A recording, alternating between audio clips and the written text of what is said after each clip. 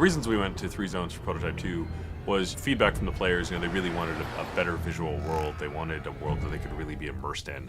And by going to 3 distinct zones, what it meant was that we could give a greater level of memory and resources and just focus and attention that our artists could deliver to each zone to make them absolutely stunning and beautiful and a rich environment to play with.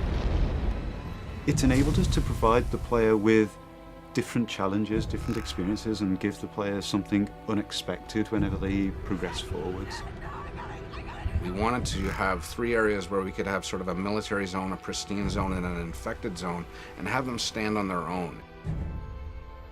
We really set out to have each zone have a very distinct emotion as you play through them, a different look and feel. When you go to the green zone, we wanted to make sure that you felt that the military was very much there, keeping the city streets safe and making the infection stay at bay.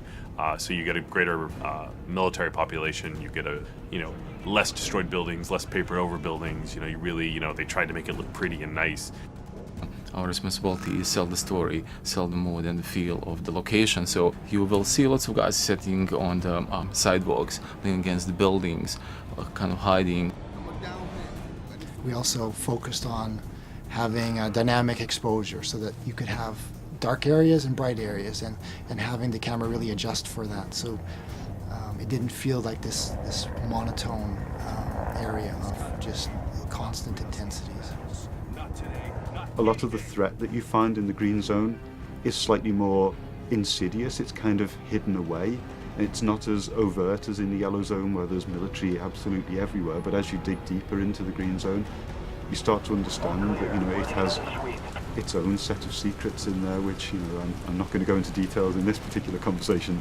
The yellow and the green zone represent sort of the progression to the red zone. The green zone starts out as a living normal civilization where people are still going about their daily work.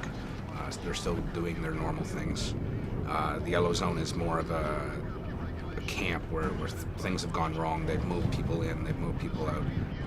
It's a military quarantine zone. No one moves anywhere without moving through checkpoints. Your yellow zone, we really wanted that feeling of oppression. We really wanted that feeling of too many people crowded into a small space.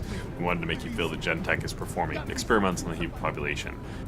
With the yellow zone having kind of expanded in such a way that the shanty towns are spilling out into the streets, what you tend to find at ground level, at least, it's a much more enclosed gameplay space and a much more dense gameplay space, which means that if you get into a fight, it changes your tactical options. So it's just asking different things of the player and requiring them to approach situations in a different way.